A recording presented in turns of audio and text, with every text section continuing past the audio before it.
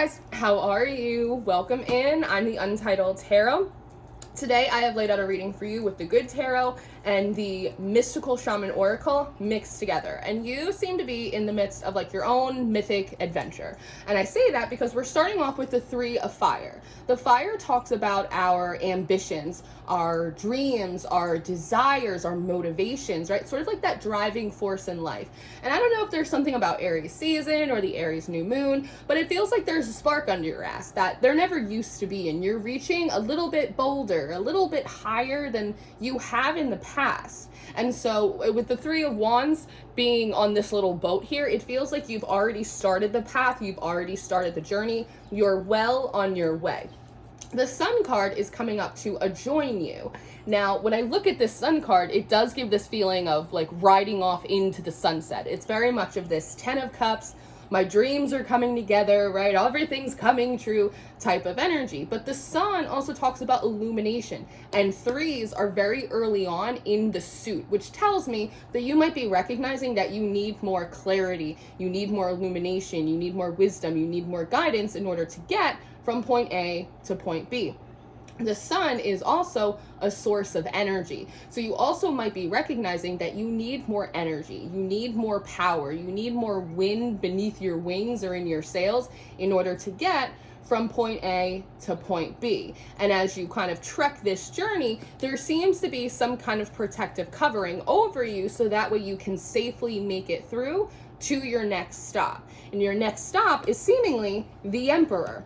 Now, the Emperor is a character who has a lot of strength, a lot of security, a lot of power. The Emperor is not your final destination, but it does feel like a very important player on the board right now for you, because if you're looking for guidance, if you're looking for clarity, if you're looking for strength, if you're looking for support, you're gonna wanna get it from the Emperor, right? Does that make sense?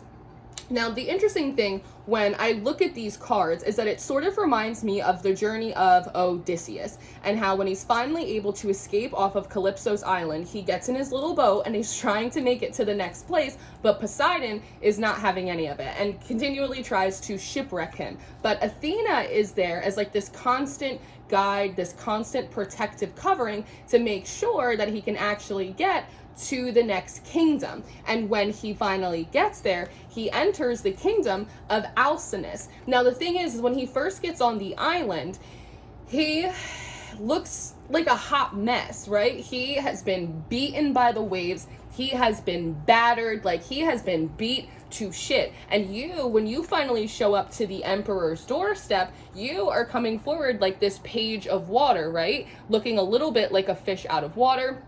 Definitely feeling sort of battered, like unexperienced. Pages are students, which is sort of like a novice energy, like a stranger in a strange land, right? It's like you don't necessarily look like as powerful as you are necessarily, especially in comparison to an energy like the Emperor that is like so solid. Now, when you finally get to the Emperor's doorstep, it feels like the first thing that they suggest for you to do is to take a bit of a respite. Even if you look in this love card, she's actually snuggling up with this lion. And so there's the idea of, hey, collective, I'm so happy that you're here. Thanks for visiting the kingdom. But you probably need to like go and have a little rest. You look a little beat up from the journey thus far. So why don't you go, why don't you go recoup some of that energy over there? Now, the Seven of Fire and the Nine of Earth come up next. And so it feels as though you come forward in gratitude and say, thank you so much. Thank you for your hospitality. Thank you for having me here. But I would really like to kind of get down to business, because this Seven of Fire has like a really urgent wanting to push forward, jump ahead type of energy. So it feels like you're going to the Emperor and saying, thank you so much for the offer, for the hospitality, but like I really came here because like I need your help with something, right? However, the Four of Air comes up next, and so it feels like that is not necessarily received well by the Emperor. And what comes through when I look at this card is the idea of like the rites and the rituals must be followed. And if you read throughout the Greek mythos, especially the Odyssey, when Odysseus finally gets to Alcinous's big castle, his fortress, his kingdom, right? The first thing he wants to do is like he wants to talk business. You find that Telemachus does this as well when he's on his journey visiting other kingdoms. And every time they're received, the host, the king, says, listen, I know you want to talk business, but you got to go take a bath.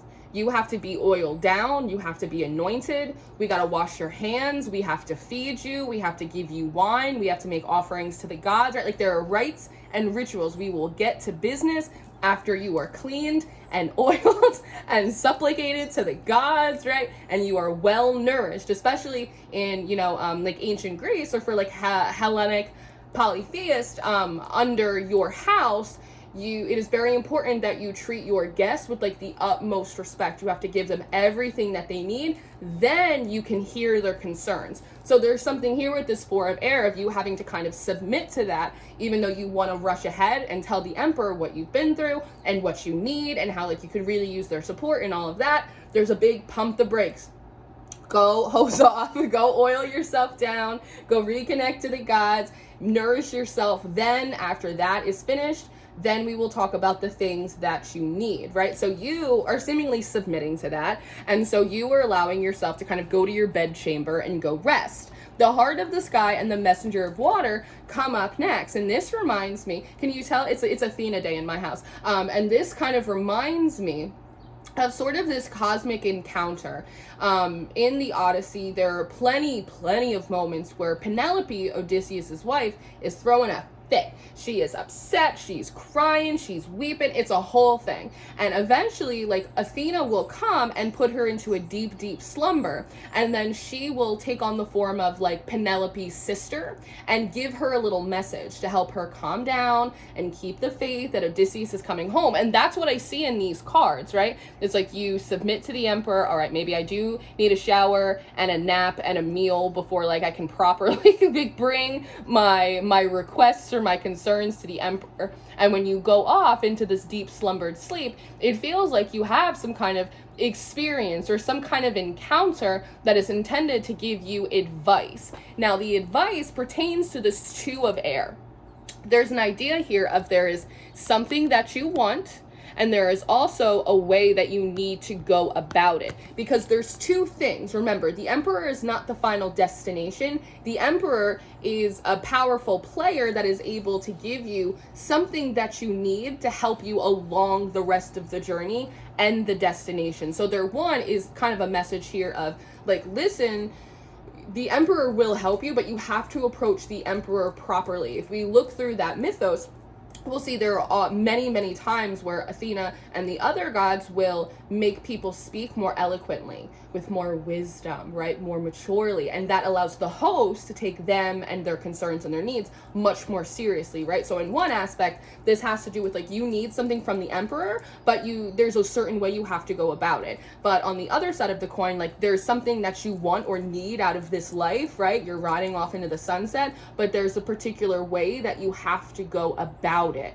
Now, the seer is coming up next, which is interesting. And the first thing that sticks out to me is this huge staff that's in his hand. And we see staffs that look very similar to this in both the classic Empress and the classic King of Pentacles cards. And again, with fire representing our ambitions, our desires, our motivations, it feels like there is some kind of material or earthly progress that you want to have, right? But in order to get it, in order to obtain it, you need to also be using and relying on your emotional and your psychic sensitivities. This is very important that you're utilizing both of them, right? The Queen or the King of Pentacles talks all about growth and sustenance, the fruits of your labors. And the Empress, especially that Taurian Venusian energy, talks a lot about the combination of sort of your practical ability to construct your exterior world while also being connected to your emotional and more intuitive realms. Does that make sense? This feels really important. They're trying to highlight something here about your sensitivity and your intuitive abilities. Now, The Seven of Air comes up next. So the way that it's coming through for me is that when you guys are in like all business mode in your head, you're very logical, you're very analytical, you're able to see sort of what needs to get done, and that's great. And when you're totally in your spiritual, intuitive energy, you're connected to all things, you're making connections, great. That's good. It's the combination of those two energies that starts to bring static to you because you haven't quite figured out how to integrate both of them, right? And so when I'm looking at this Seven of Air, there's this feeling of when you try to use your intuitive abilities to discern practical steps or practical solutions, there's this feeling of like clutter here. When I look at the Seven of Air, it's the idea of like you open up your intuitive channel and there are birds everywhere, a message here, an impression here, something physical over there. Like there's all of these different stimuli that come in and they start to really overwhelm you, right? And so we're looking at this process of, again, you need something from the Emperor, but there's a way you got to go about it. You need something from the world, right? But there's a way you have to go about it. And the way to go about it is by figuring out a much more harmonious and simpler way to integrate both your logical, practical building mind and also your intuitive sensitivities without getting overstimulated, without getting overwhelmed.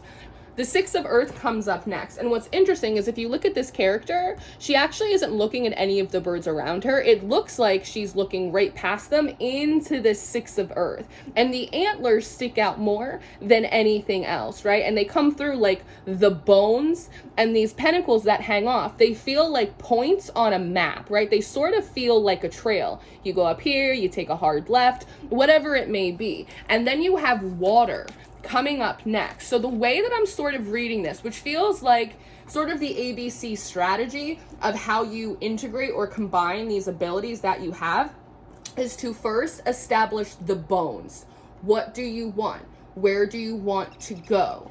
What are kind of both short-term and long-term points, accomplishments, successes that you want to hit? Figure out your points, figure out the bones of the journey, and then fill it up with water. It's the idea of like when you're in your intuitive mind trying to make practical like business decisions, it doesn't really work. And when you're in your practical business mind and you're trying to interact with the spirit world, it doesn't really work. So the way that it will work for you is to establish the foundation, the bones, the points on the map that you want to get to, both in short and long term. And after that structure has been established, then you fill it up with water. Then you fill it up with the emotional connection. Then you fill it up with creativity, intuition, all of that stuff. It's sort of like a beaver energy, right? It's like you have to build the dam so that way you can direct that creative, intuitive, emotional flow into the areas that need the nourishment. The Chariot card comes up next, which gives me the impression that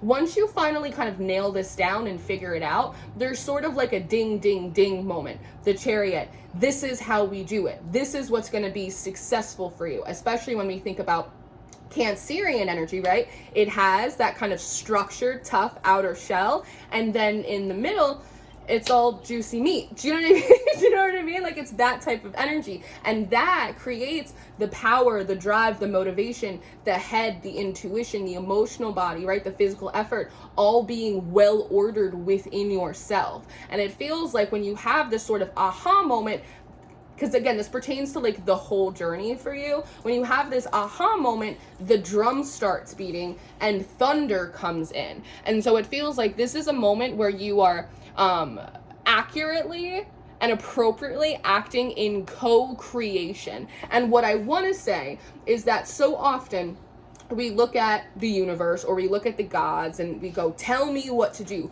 Who am I supposed to be? What's my purpose? What's my path? And the impression that I'm getting is that's a little bit backwards. That in many ways, like we are supposed to look at the world in front of us, look at the universe and go, I want to get here. And I want to go this way, and I want to have this thing, and I would like to have this experience. This is where I want to go. And then the universe goes, okay, and then it fills up that structure, sort of that instruction with how to get there. Does that make sense? universe, I want to get to this point. And the universe goes, okay, this is how we'll get you there through intuitive and creative means.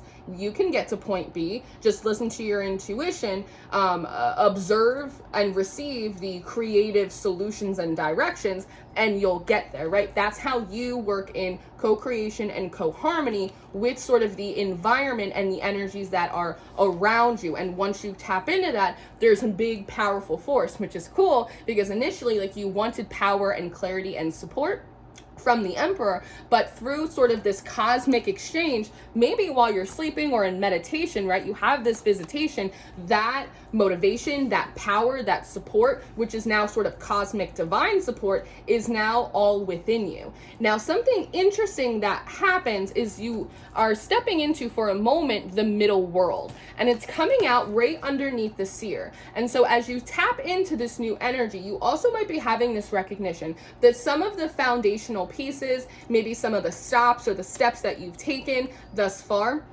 maybe haven't been the most beneficial for you. And I say that, and I know this sounds weird, but please stay with me. When I look at this middle world and the top of this tree, it looks like a head of broccoli. And if you've ever gone and bought broccoli or vegetables from the store, oftentimes you soak them, because when I look at this bubble around the top of the tree, it looks like this water bubble, right? And it reminds me of how when you get broccoli or vegetables, you normally soak them in water to get the bugs out, because all of these little ravens at the top, they just feel like those natural bugs. Do you hear this? It feels like those natural bugs that just end up making their way into vegetables, right? It's like they're not the best, but they're not necessarily like super harmful. It's just a natural occurrence of growing something outside, right? And so there might be something here about some of the foundational pieces, or maybe some of your motivations, or the ideas that you have, like maybe just by cause of trying to put them into the world, they maybe weren't properly done. Maybe they weren't very well thought out or solidified, or maybe just by existing, they've picked up like a couple of these little parasite, a little bit of these buggy energies. And so the idea here is, before I take my next step, let me retrace my steps and make sure that there aren't any little bugs in the stuff that I've already done that I'm trying to build upon, right? If there's a crack in the floor, we don't want to build upon it because it's just going to make it worse. So you're actually able to now, with your sensitivity, right, being able to understand the dimensional structure of what you've already done, now filling that up with your intuitive sensitivity, you're able to see where those little bugs are. And with the little fire in the corner here too, it reminds me of like hot water, the idea of like sanitizing, making sure that before I get advice from the emperor, before I take my next step, before I build on top of this, let me make sure that everything is solid. This also, I think, pertains to your intuitive abilities as well. If you have found yourself feeling intuitively kind of foggy, or again, like when you're tapping into spirit to gain some kind of clarity and you're only finding yourself more confused, more overstimulated, you can't discern the voices and the spirits, and there's just like a lot going on, this also feels like a purification in a lot of ways of your intuitive abilities, so that way you can see much clearer. But when that happens, you come forward as the 5 of air, which is really nice, especially underneath the 7 of air, because previously when it felt like you were being inundated by a lot of thoughts, a lot of ideas, a lot of energies, a lot of possibilities, now all of a sudden you are actually rising above them. They're underneath you, which means that you have a bird's eye view, and you have the ability to sort of like critically think about all of these different influences, energies, impressions that come into, right? You have a higher vantage point, so you're able to see, this is good, that's not for me, this is not helpful, this matches with my objective, okay. It's a lot easier for you to kind of get your ducks, right? See these little geese? To kind of get your ducks in a row. And it's nice because in this card, they're all doves, kind of moving away from these little buggy energies, and now we're moving into these dove energies, which talks about harmony, and it talks about creating a sense of peace and equilibrium in your spiritual abilities, which naturally is going to create more of an equilibrium and more of a sense of stability when you use those intuitive abilities to constructively build in your physical world. What's cool is that the King of Air comes up towards the end of your reading here, which feels like a much more accurate representation of who you are.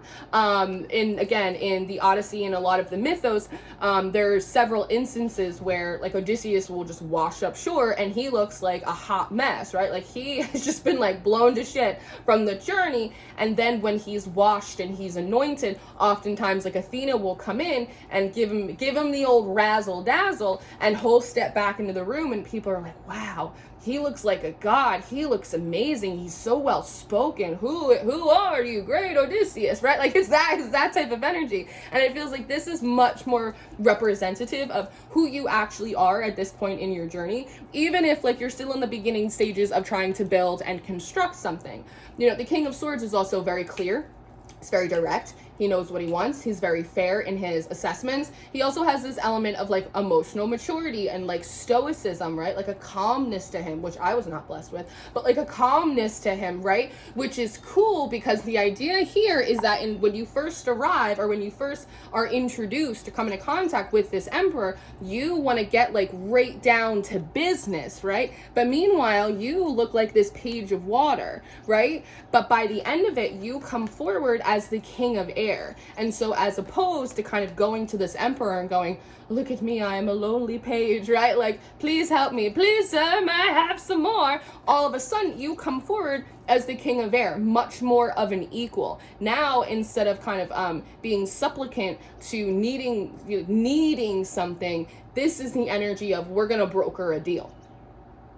Let's sit down and let's talk it out. Let's do some business right here. And that's really cool because you don't actually have to sit in sort of this broke down subservient energy. You kind of just have to come forward as like you truly are. Now that like a lot of you've done some shedding here, you've done some psychic shedding, some physical shedding, and now you get to sort of broker a deal, which is really nice because the Ace of Water ends your reading, right? And so it's this idea of creating a new connection that's much more based in equality and aptitude of skill with the Emperor. And you know, it's beginning with this pearl of wisdom right here. And seahorses are also really good omens of good luck. So that says that there's emotional harmony, there is healing in like this next leg of your journey.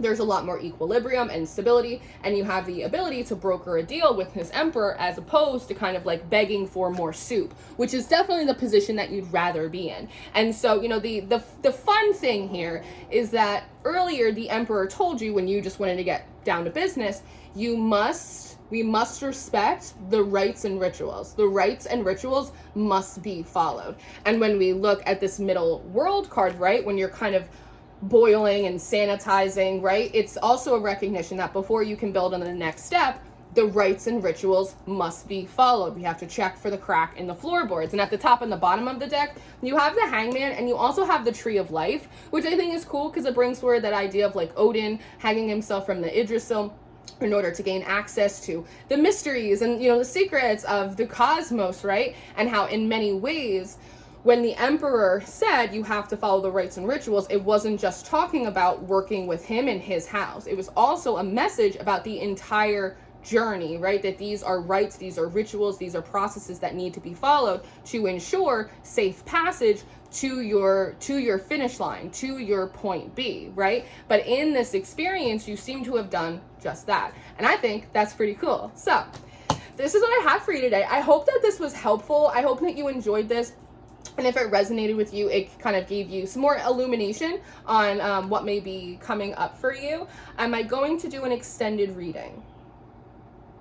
I think I might do an extended reading. I'm feeling frisky today. So I'm going to do an extended reading for this. If you're interested in your extended reading or if you're interested in your March monthly readings, those links are going to be down below for you. I do offer personal readings. I have a sale until Monday, March 27th, so you can use code SPRINGFORWARD for 25% off any personal sessions for the next week. And I always encourage you guys to check out Patreon because you can have access to all of our Zodiac readings, all of the extended readings, monthly readings, and the week ahead and our weekend forecast that we do. I love you very much.